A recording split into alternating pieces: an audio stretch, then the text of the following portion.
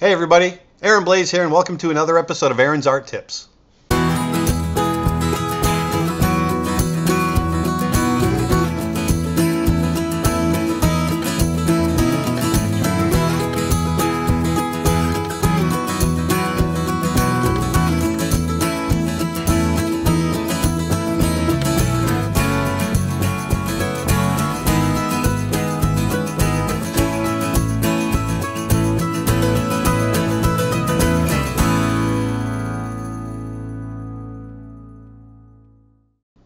Okay, so today I want to talk to you about letting your images that you're creating, let them kind of evolve.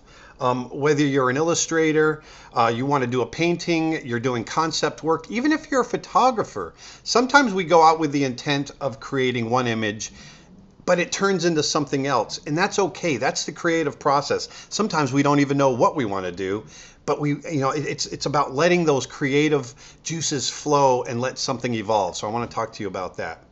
First, I want you guys, if you can do me one favor, please subscribe. If you like what you see, subscribe down below. Subscribe to this channel. I've just crossed the 4,000 subscribers mark, and that's great.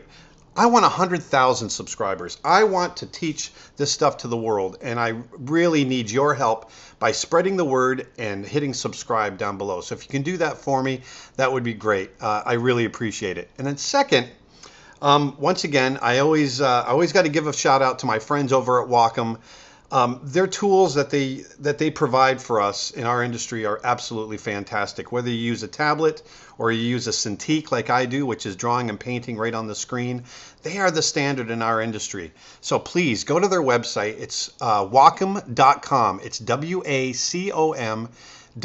Please check them out because everyone asks me what do I use to do my digital images. Well, I use Photoshop as the software most of the time, but the hardware, I use a Cintiq 24-inch HD, and I just absolutely love it. And please go check them out. So now let's get to why we got together here. So last week I sat down and I wanted to draw. Okay, drawing to me is fun, so I like to do it. Whether I'm watching TV or I'm just killing time, I just like to sit in my computer if I don't have any work and just create, because it just stimulates my creativeness and it's fun to do. Well, I didn't know what I wanted to do. I knew I wanted to do like an animal or something, so I started going through my reference. I'm going to pull some reference over here. And these were some images. I've got a whole bunch in here, you can see. These were some images that I shot a few years ago at the San Diego Zoo. And I was going through, I love apes and primates, and there's just something about them. I love looking in, you can see into their soul. There's just something there. You can see that kinship. And so I was looking at these gorillas and I thought, man, it'd be fun to do something with them. But I just didn't want to do a pose where a character was just sitting there. So I looked at these images and I just started to draw. Okay? I'm going to pull this aside and I'm going to pull up this image right here. I'm going to blow that up. Let me turn on this layer, because this is what I started to do. I wanted to do something that was almost comic bookish, like this illustration of this ape going nuts in the forest. I didn't know what I wanted to do with it. I just started drawing, and what I was doing is I was looking for, flow. I wanted to find nice gestural fluidity in the pose and that sort of thing, and have something really big and dramatic.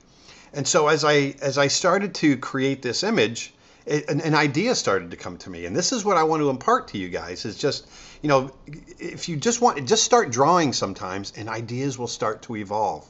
Okay, you don't always have to know exactly what it is that you're going to do right off the bat. So with this, I decided, okay, let's go ahead and resize it.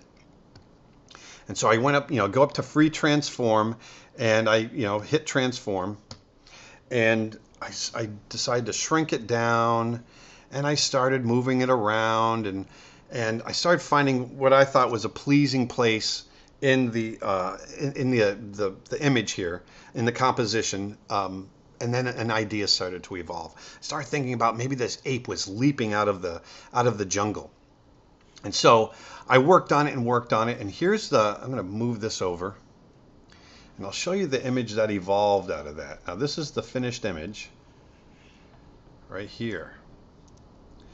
Now you can see just from starting with these images right here.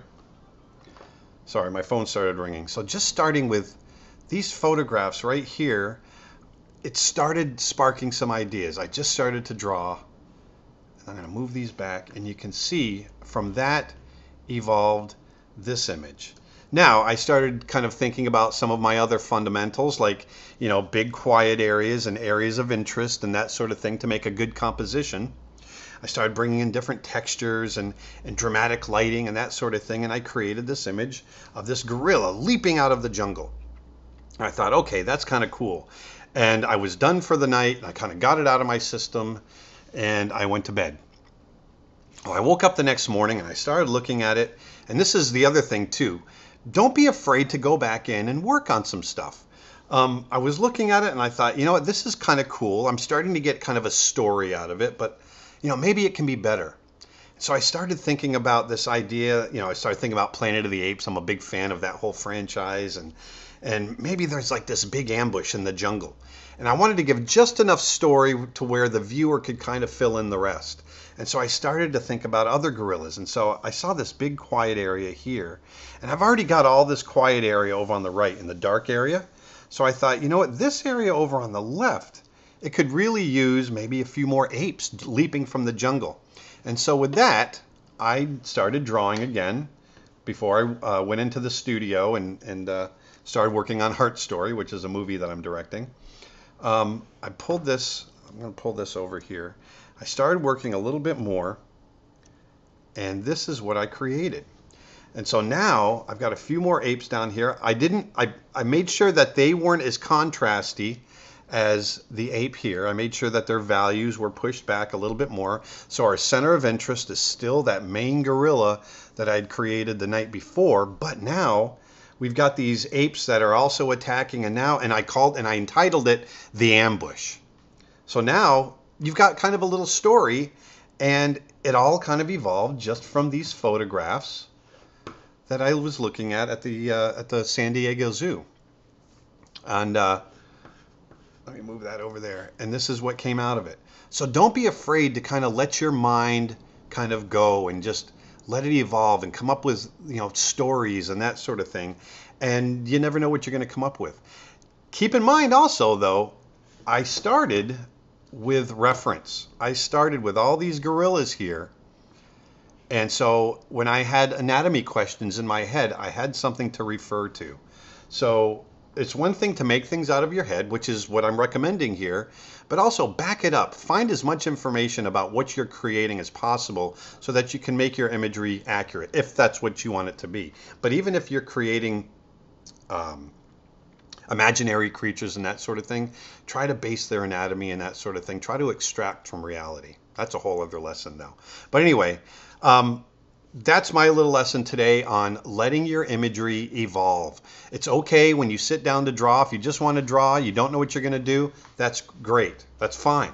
Start drawing, and over time something will evolve out of it. You might just be you might do something and say that's no good, crumple it up, throw it away, start over. Don't be afraid to.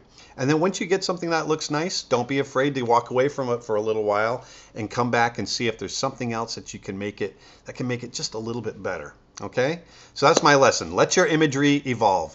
Until next week, I hope you've learned something. Go out and give it a try, and I'll talk to you then.